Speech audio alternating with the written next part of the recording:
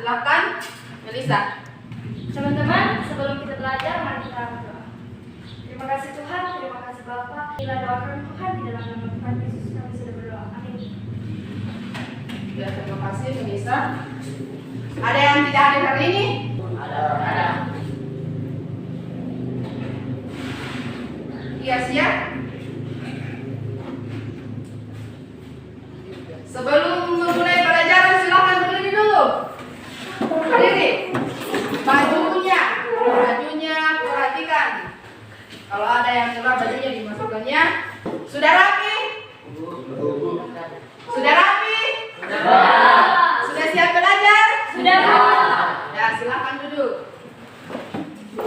Jadi sebelum masuk materi, saya mau tanya dulu. Pelajaran minggu lalu atau yang sebelumnya, siapa yang masih ingat? Saya. Apa? Zat Adiktif. Apa itu zat adiktif? Ibu. Ya, silakan. Zat adiktif adalah zat yang bisa bikin penggunanya ketergantungan. Ada lagi? Zat adiktif adalah zat yang apabila digunakan memiliki dampak yang sangat berbahaya bagi kesehatan. Ya, zat adiktif yang berbahaya tersebut kemudian masuk ya di dalam tubuh atau menyebar di dalam tubuh. Kira-kira bagaimana sehingga dapat tersebar di dalam tubuh? Siapa yang bisa? Apa? Dibawa oleh darah. Jadi hari ini kita akan belajar tentang darah atau lebih tepatnya kita akan melakukan praktikumnya tentang model komponen darah dan juga tentang proses pembentukan darah ya. Kemudian untuk tujuan pembelajaran pada hari ini yang pertama adalah peserta didik dapat mengidentifikasi komponen-komponen darah. Yang kedua adalah peserta didik dapat menjelaskan fungsi darah pada manusia. Yang ketiga adalah peserta didik dapat menggunakan fungsi sel-sel darah. Yang keempat adalah peserta didik dapat membuat model komponen penyusun darah. Keempat adalah peserta didik dapat menganalisis proses pembentukan darah pada manusia. Ya. Kemudian untuk manfaat yang pertama adalah agar dapat mengetahui komponen-komponen penyusun darah. Yang kedua adalah agar dapat mengetahui proses pembentukan darah. Ya. Kemudian untuk penilaian, pertama adalah singkat, yang kedua itu adalah pengetahuan. Kemudian yang ketiga itu adalah keterampilan. Kemudian saya akan tampilkan gambar. Silahkan perhatikan gambarnya ya. Sebentar saya akan tanya untuk rumusan masalah ketika kalian mau lihat gambar di atas. Sudah lihat?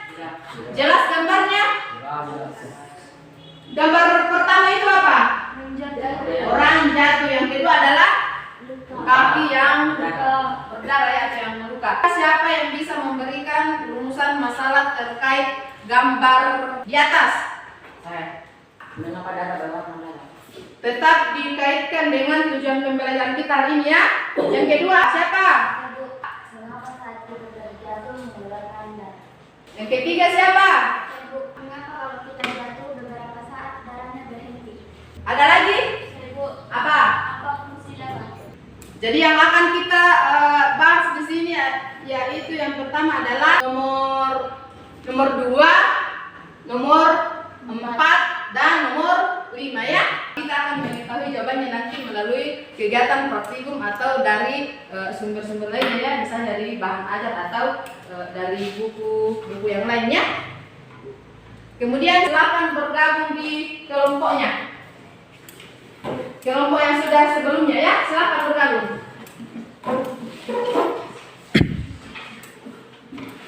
Sudah duduk berdasarkan kelompoknya? Sudah. Selanjutnya saya akan membagikan LKPD dan bahan ajar ya.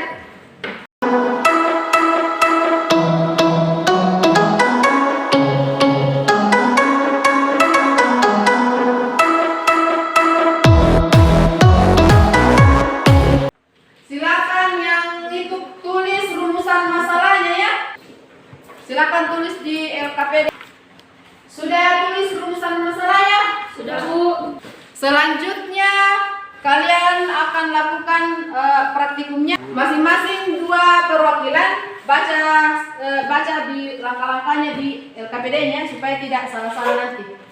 Silakan masing-masing 2 orang ya.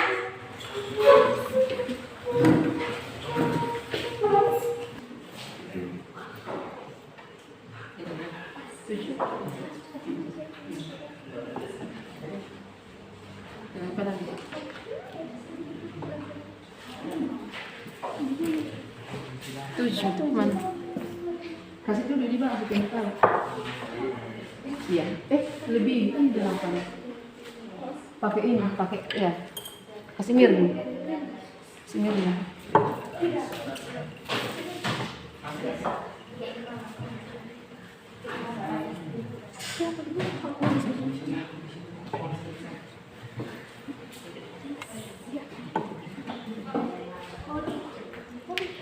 Iya,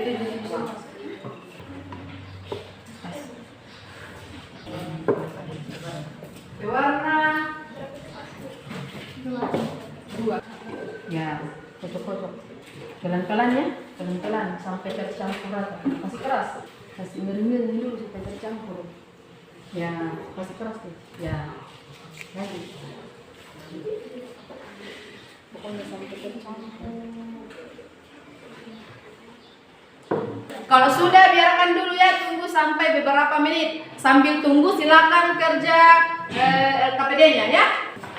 Sebelumnya saya mau tampilkan dulu video. Perhatikan semua di sini.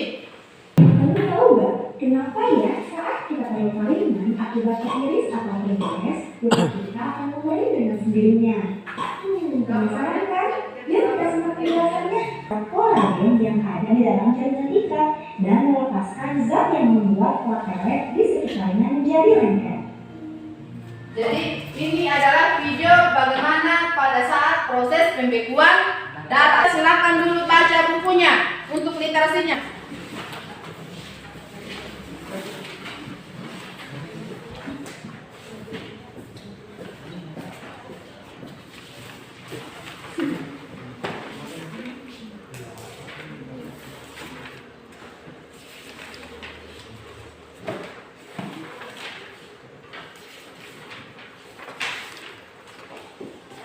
Jadi selanjutnya silakan kerja LKPD-nya dari buku atau dari video juga tadi. Nanti saya kirimkan linknya ya untuk ini videonya.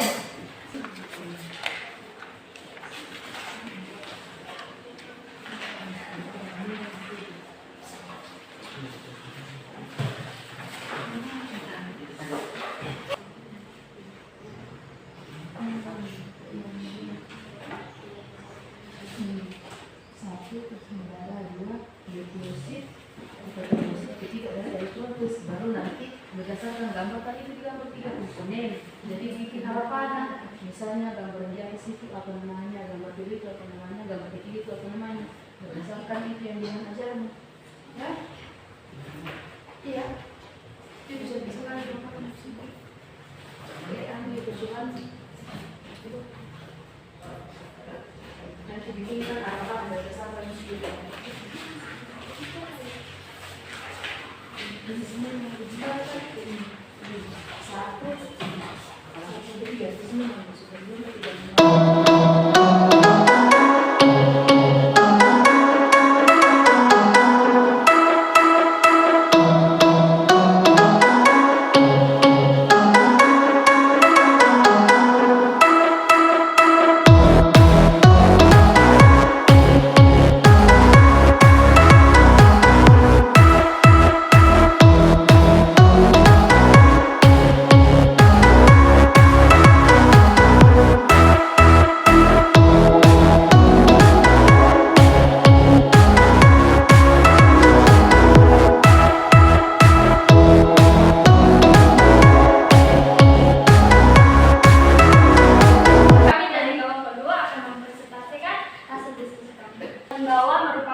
Eritrosit dan yang gambar di tengah merupakan leukosit dan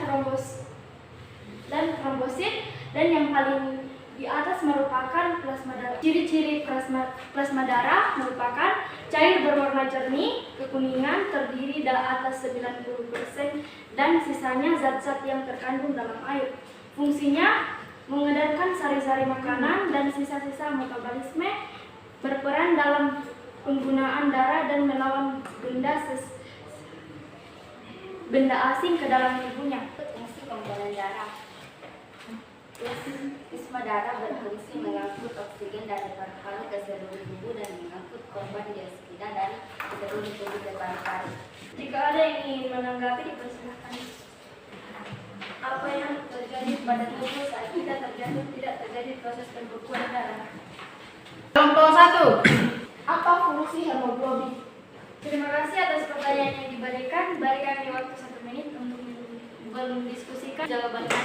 Terima kasih. Ini kami akan mencoba menjawab pertanyaan dari kelompok 1. Saya persilahkan kepada teman saya Wanda untuk membacakan hasil diskusi kami. Fungsi hemoglobin berfungsi membawa oksigen dari paru-paru ke seluruh jaringan tubuh dan membawa kembali hemoglobin karbon dioksida dari seluruh sel ke paru-paru untuk dikeluarkan dari tubuh.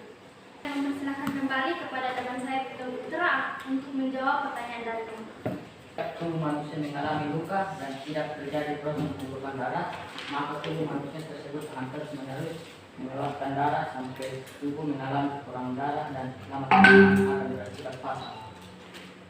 Bagaimana kelompok 3 akan siap dari ini? Sudah ya? Ya kasih dulu atas untuk kelompok 2. Jadi untuk hari ini kita belajar tentang apa? Darah. Ada berapa jenis sel darah? Ada 3 ya. Yang pertama tadi berdasarkan praktikumnya kalian, ada sel darah merah atau eritrosit, kemudian sel darah putih atau leukosit, kemudian keping darah atau trombosit. Kemudian fungsi dari sel darah merah yaitu mengangkut oksigen dari paru-paru ke seluruh tubuh dan mengangkut karbon dioksida dari seluruh tubuh ke paru-paru ya. Yang kedua adalah leukosit atau sel darah putih, yaitu sebagai alat pertahanan tubuh, yaitu melawan penyakit yang masuk ke dalam tubuh dan membentuk antibodi. Jadi yang bertugas sebagai antibodi dalam tubuh itu namanya sel darah putih ya, jadi sel darah putih. Kemudian yang ketiga adalah keping darah atau trombosit, yaitu berfungsi melakukan proses pembentukan darah. Tugasnya menggumpalkan darah dan tujuannya untuk mengurangi darah yang keluar pada saat terjadi luka pada manusia. Kemudian komponen penyusun darah. Darah itu terdiri atas 2, yang pertama tadi plasma darah dan sel-sel darah. Yang kedua